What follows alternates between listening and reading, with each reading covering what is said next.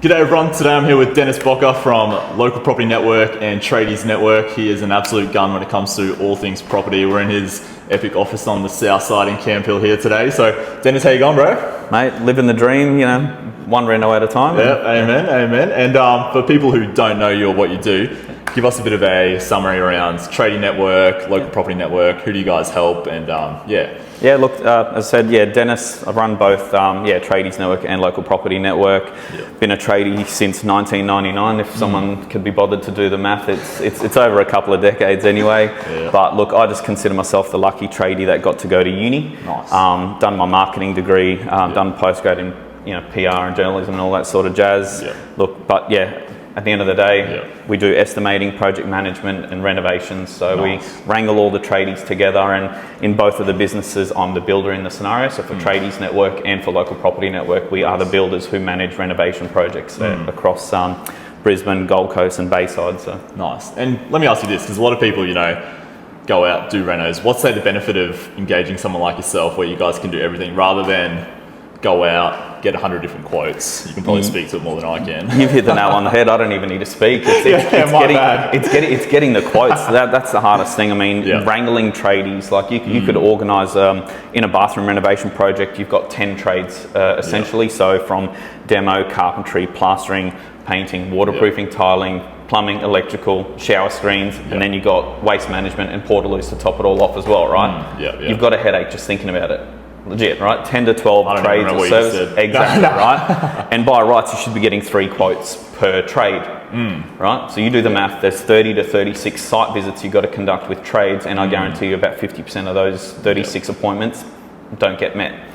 Versus the ease of, a customer contacting Tradies Network and saying, look, I just want a one-stop shop, right? Simplify that process. So in terms of the problem and the solution, it's find someone who's got experience, who's got connections and availability of trades, because it's not a one-size-fits-all for tilers, for plumbers, for anything like that. Some guys are good at doing hot water systems. Other guys are great at doing bathroom renovations and kitchen fit-offs and exterior downpipes and plumbing and drainage.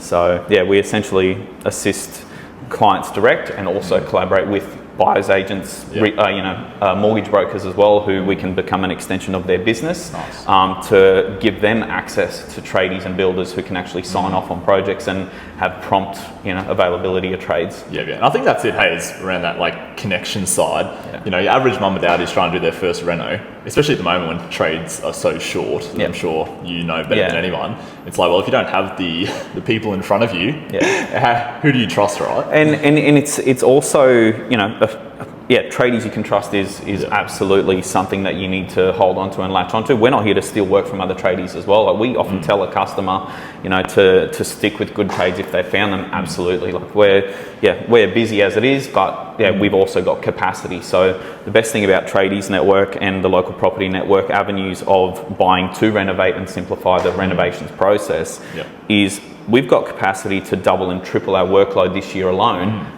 Without hiring a single other staff member. It's crazy. So it's having availability of trade and being able to organise and sequence those trades, because if you've got systems and efficiency, you can get a lot of shit done.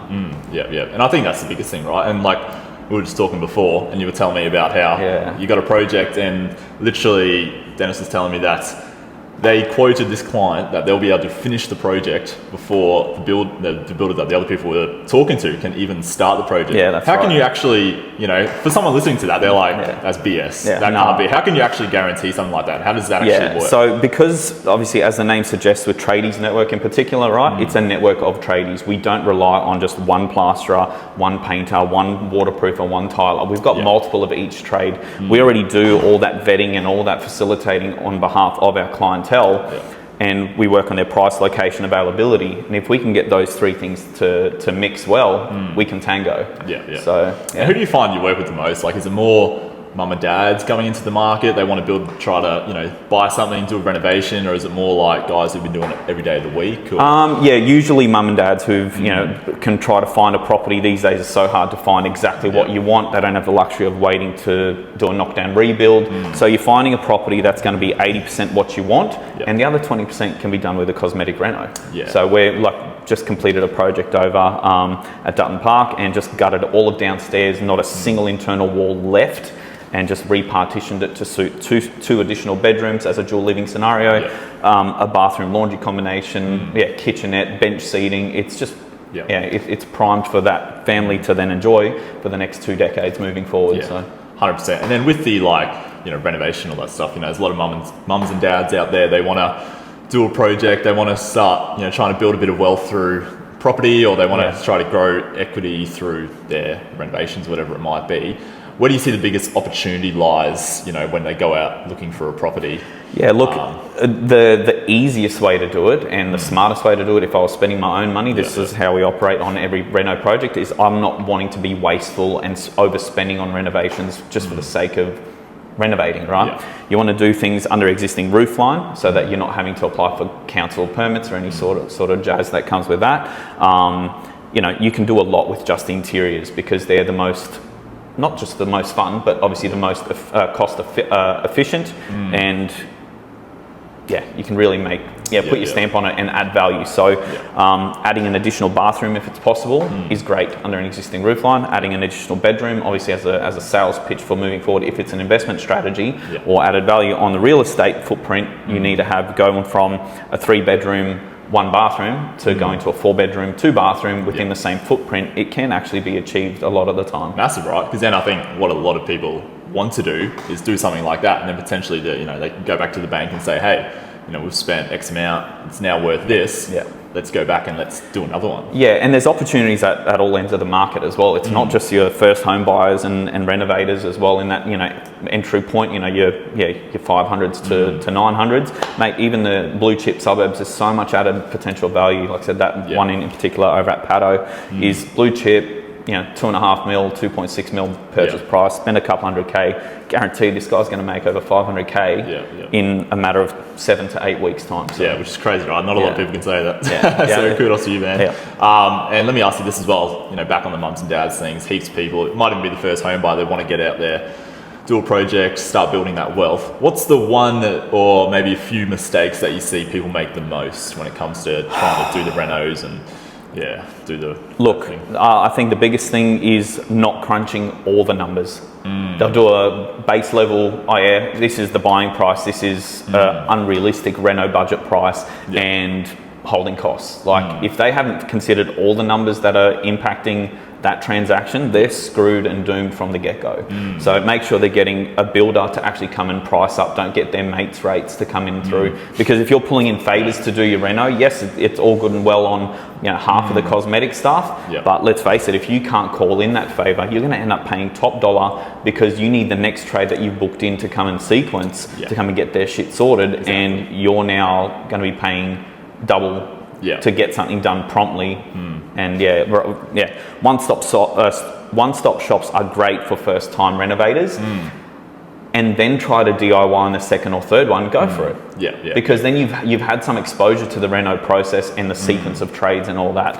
I find the biggest mistake is first-time renovators and DIYs is a recipe for disaster. Yeah, really? Yeah. So you'd much prefer they go out and actually get some professionals, spend a little bit of money. Spend money on the first one, to be honest. You'll make less, but long-term, if you're wanting to become an investor for the next 10 years, 20 years, or whatever it might be in property, get some experience, get runs on the board, and you've literally got a builder like us or another builder to hold your hand and guide you through the process. You've seen that exposure to it, and it's like getting to see a cheat sheet, because if you're actually documenting what we've done on a reno the first time, second time you can try to do some of those finishing trades yourself, like the plastering, painting and flooring. Go for it, do those on your own. Never take the risks on electrical, plumbing and structural stuff, man. You're kidding yourself. You're not going to have any warranty on it. So from that aspect, it's just not worth the risk. And let me ask you this as well, around property, there's so many other ways of building wealth, whether it's stocks, mutual funds, whatever. What, I guess, attracts you to property, and what do you like about it compared to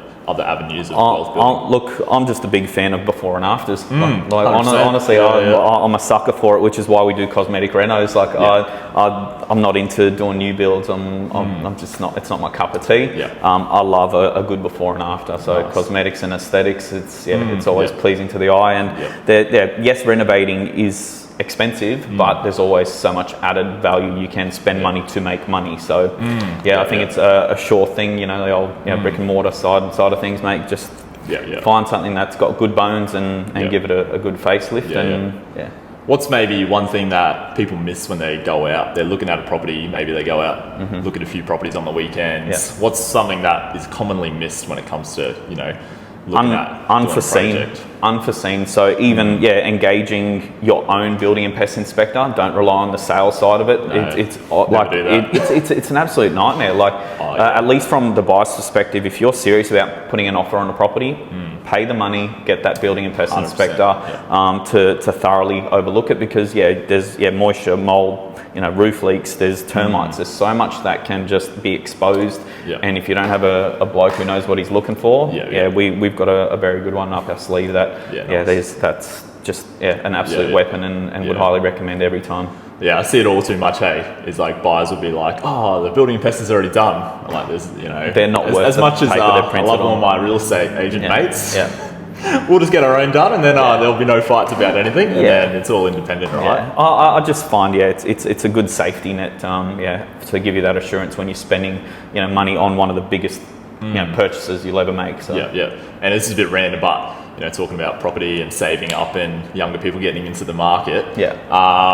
What's your thoughts around the whole, it's too expensive to buy a property now, it's, the deposit's too much or whatever. Do you think there's still like a lot of opportunity for younger people to get into the market? Because I mean, we talk about blue chip suburbs, but not everyone can buy into No, absolutely. Look, I was lucky enough to have bought my first property when I was 21, and all I did was for 12 months was just save and bought it with my parents. Like, I made that, that decision and to make it. But what I find in terms of like, call it the youth of today. I'm a 40-year-old bloke now, so I'm considered middle. You look 20, don't worry. Middle age, I've got 20/20 vision now, so 20 plus 20, so we're onto that train. But no, like the reality of it is the youth of today obviously just want to have their slice of cake and eat it now. It's like, mate, start baking a cake. Mate, enjoy a bigger slice of that, cake down the track. Have half a freaking cake if you want, and enjoy it in a few years. So honestly, if you're genuinely considering investing in property, start saving. Forget your over the top excessive expenditure.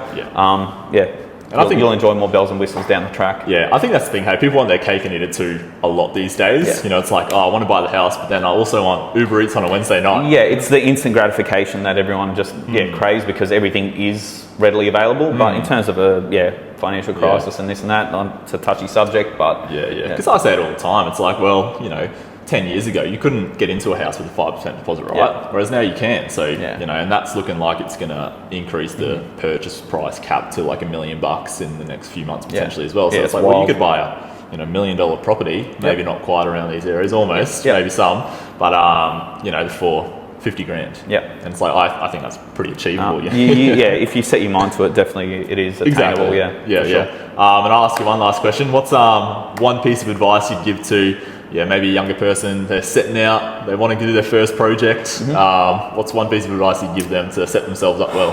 I think I'll revert back to what I was saying before about definitely get a builder onto your first project. Start small and have a builder hold your hand through that process on your first reno project, and then try to do some of the second and thirds and all that long term. So it's a marathon, not a sprint, right? So you're not wanting to just buy and invest now and just think about the dollars now. It's future proofing your investment journey to make sure that you're going to be winning at that game 100%. Long term. And I'll ask you this as well. Do you see there's value in doing a reno and holding it, or do you find a lot of people want to sell straight away? Or what's your thoughts? That's personal in terms of that. It's what's your agenda? Like, is it a quick gain, or is it a long term strategy? There's so many multi layers of that answer and response, but there's great opportunities out there for both. Honestly, if you know where to look and you're engaging buyers agents who are well connected and have those off market properties, 100%. Have a serious chat to the legend over here and start that conversation. Team effort. Absolutely. So awesome. We heard it here first. Dennis the Menace, as they call him. If you want to reach out, feel free to get in touch below. And thanks for coming along. Cheers for having us. But again, Dennis the Menace. Nah. I was like, maybe I shouldn't have said that. Mate, I'm the least sensitive person you'll ever fucking meet, bro.